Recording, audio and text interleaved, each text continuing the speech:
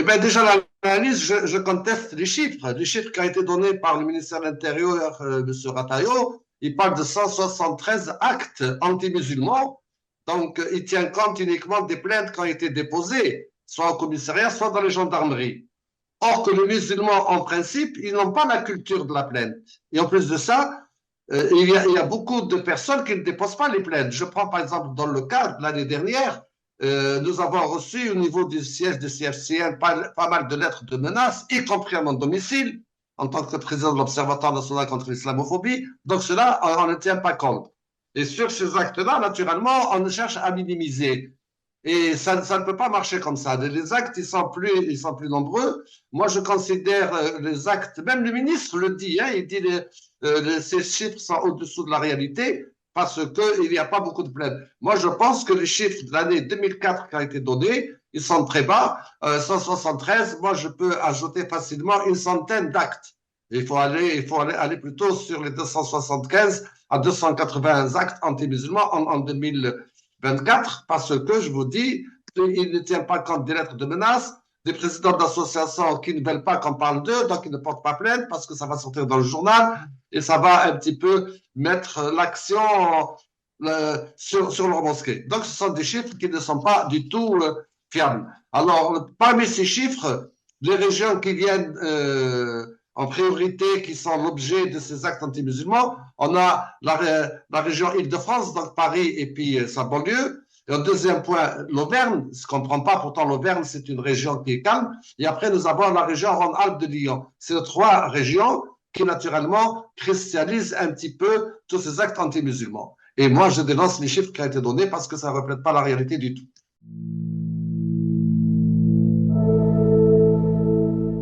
Nous, quand on parle de l'État, moi, je vois, par exemple, quand il y a eu l'attaque de la mosquée de Jardot, là, de Tibes, qui a été brûlée entièrement, hein, et que personne n'a réagi. Le ministre de l'Intérieur, 3 ou 4 jours après, il a réagi uniquement avec un tweet.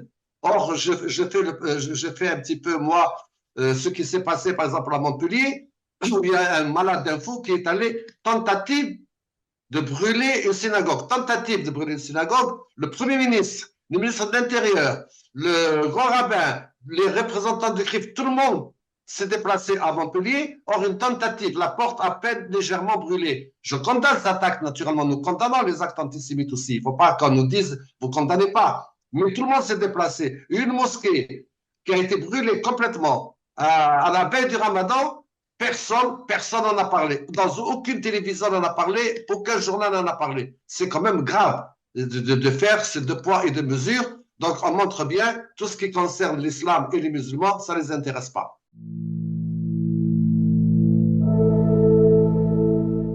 Non seulement je considère qu'il y a de l'islamophobie dedans, mais je considère également une attaque permanente sur l'islam et les musulmans. Vous ouvrez ces chaînes à audience continue, on vous parle de quoi? Des migrants, des immigrés, on vous parle de tous les problèmes qui touchent. Dès qu'il y a un petit incident, on commence à l'agrandir sans même une enquête.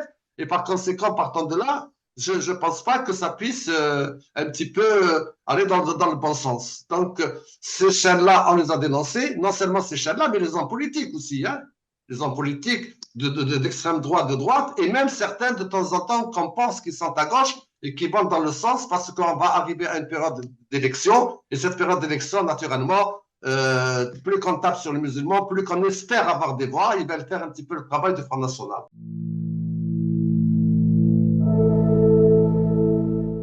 Je pense que Retailleau, il est le ministre de l'Intérieur qui va plus loin. Qui va plus loin parce qu'il y a actuellement, vous savez, il y a une crise entre l'Algérie et la France. Alors, on profite de cette crise pour essayer de pointer du doigt les musulmans en général. Maintenant, M. Darmanin, naturellement, comme les autres, parce que vous savez qu'on va rentrer dans une période électorale. Et plus ou moins, ils sont tous candidats à la présidence en 2027. Et ils pensent que sur le temps, essayer de montrer qu'ils sont là pour résoudre les problèmes, ils vont obtenir pas mal de voix. Tant qu'à M. Sarkozy, je pense qu'il n'a plus de leçons à donner aux musulmans, qui s'occupent de son bracelet dans son pied et qui reste tranquille.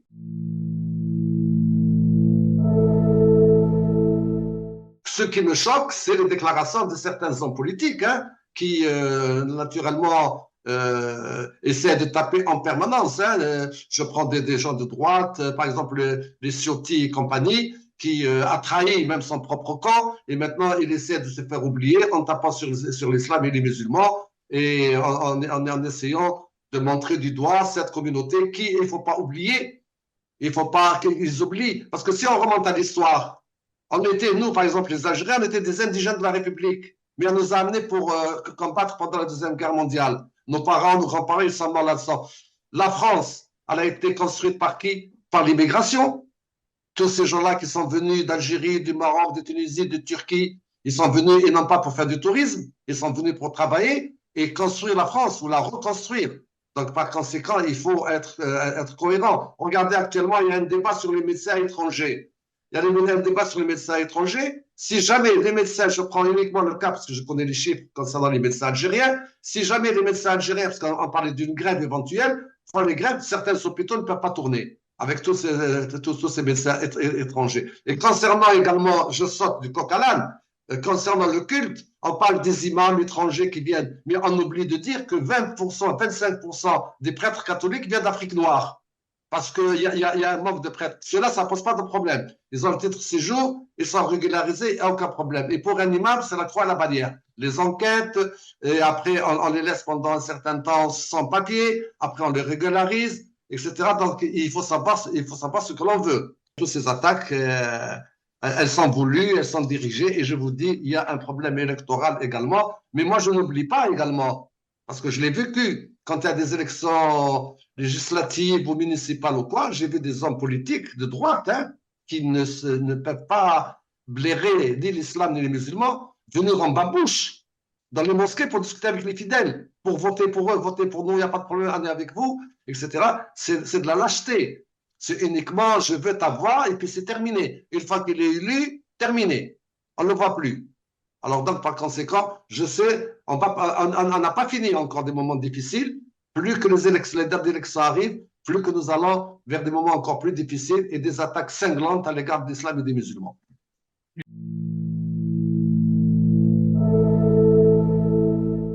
Tellement ça, c'est pas le problème des imams, parce que les imams, ce sont des gens religieux, ils s'occupent uniquement de la prière. Ce qui me gêne dans le cadre de la laïcité, d'abord, on a toujours respecté les valeurs de la République, les lois de la République, contrairement à ce qu'ils disent eux.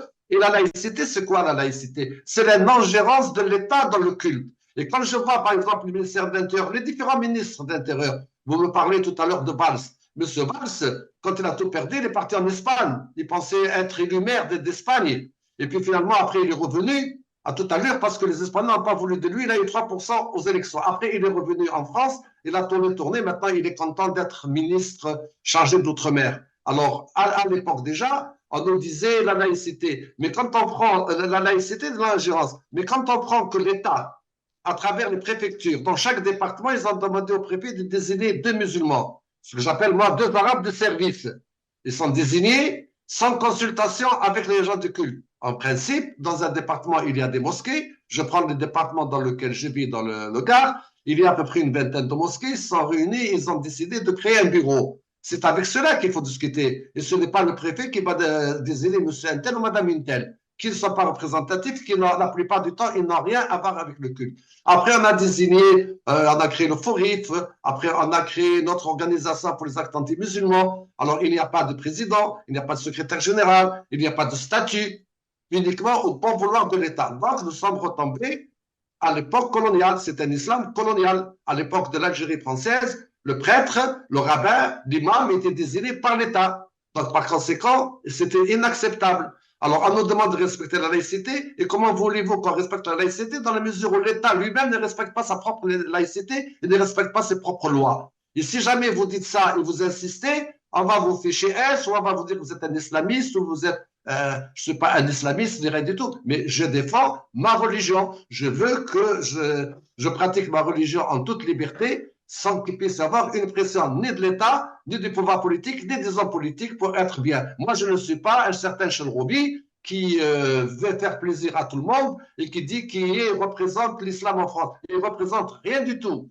Pour moi, il ne représente rien du tout. Je le respecte en tant qu'homme, mais dans le cadre des débats, je suis désolé, il ne représente pas les musulmans, la plupart des musulmans que je connais. En plus, il n'habite même pas en France, il habite à Dubaï. Et chaque fois qu'il y a un problème, on lui actionne un bouton, il arrive en courant pour raconter et parler au nom des musulmans. Et voilà. Même à la télévision, il y a des journalistes qui se sont opposés en disant pourquoi, entre eux, pourquoi un invité ne représente personne. Et effectivement, il ne représente que lui-même. Ni l'un ni l'autre. Parce que je vais vous expliquer, quand il y a eu la création du CFCM en 2003, ce événement avait mis en place le Stichara, la consultation, pour essayer de trouver un organisme. On s'est dit, voilà, les représentants des Juifs, ils ont leur représentation, les catholiques, les protestants, il faut donc une représentation musulmane pour que l'État puisse discuter. Nous étions entièrement d'accord. Donc, au début, il fallait, c'est vrai, il fallait mettre en place le Conseil français de culte musulman, le CFCM. Mais il a été mal préparé parce qu'on est parti du sommet et non de la base. C'était le sommet, les fédérations qui désignaient les leurs. Il est vrai, moi je le dis en toute honnêteté, il y avait des réunions dans tous les consulats, d'Algérie, du Maroc, de Turquie, etc., où on faisait des listes. Et on proposait M. X ou M. Intel pour qu'il soit dans le conseil d'administration au niveau du CRCM, au niveau d'abord du conseil régional du culte, et après au niveau national, les bureaux. Et il y avait des bagarres. Et à l'époque, c'était biaisé parce que les délégués étaient élus au mètre carré. C'est-à-dire, si vous avez une mosquée de tant de mètres qui est grande, à ce moment-là, vous pouvez avoir plusieurs délégués. Il est vrai que le CFCM, il a quand même fait des choses, il a travaillé, on a bougé, on a travaillé, je suis désolé, on a été les interlocuteurs au niveau national, au niveau départemental, au niveau régional, on a mené pas mal d'actions. Je prends par exemple le cas des journalistes qui ont été enlevés en Irak. On a été, moi je faisais partie de la délégation pour aller les défendre pour qu'ils ne soient pas, si vous voulez, ni tués ni rien du tout, parce que c'est des compatriotes français. Mais maintenant, on est reparti sur une base. Actuellement, le CFCM, qu'on ne le veuille ou pas, il a à peu près plus de 1400 mosquées derrière. Et ces mosquées, ils ont été élus au niveau d'un conseil départemental. Donc, on est parti, on a supprimé la nomination par les fédérations des délégués, parce que les fédérations, elles te nomment, et si vous n'êtes pas d'accord avec elles, ils vous mettent dehors. Par contre, c'est une élection, personne ne peut être dehors. Moi, je ne veux pas parler de moi, mais je donne un exemple. J'ai été élu à chaque fois qu'il y a des élections, et c'est pour ça qu'on n'a jamais pu m'enlever. Parce que plusieurs, même au niveau de la mosquée de Paris, certains voulaient mon départ parce que je dérangeais. Je dérangeais le silence parce qu'il fallait caresser dans le sens du poids l'administration. Moi, ce n'était pas mon cas. Mais on ne pouvait pas parce que j'étais élu. Et maintenant, on est parti. Ce n'est plus les fédérations, c'est au niveau de la base. L'élection part de la base du département régional au niveau national. Donc, il y a une légitimité. Et je pense que l'État ne peut pas se passer d'une association qui a à peu près plus de 1400 mosquées adhérentes. Ça, c'est le premier point. Le deuxième point, depuis les événements de Gaza et depuis ce qui s'est passé, le seul qui fait des communiqués, qui dénonce et qui essaye de trouver des solutions, c'est le CFCM. Je n'ai pas entendu parler des autres fédérations dénoncer ce qui s'est passé à Gaza, tout en respectant naturellement également la population israélite, mais il faut également défendre et parler des Palestiniens qui souffrent et qui meurent tous les jours sous des bombes.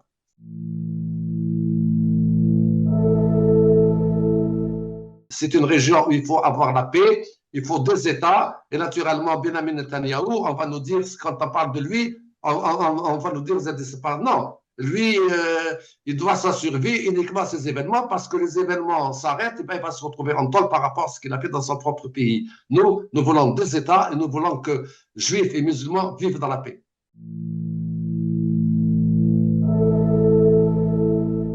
Ils ne doivent pas avoir honte, ni de leurs origines, ni de leur religion. Parce qu'on a beau porter la carte d'identité française, et pour certains, on est toujours des bougnoules.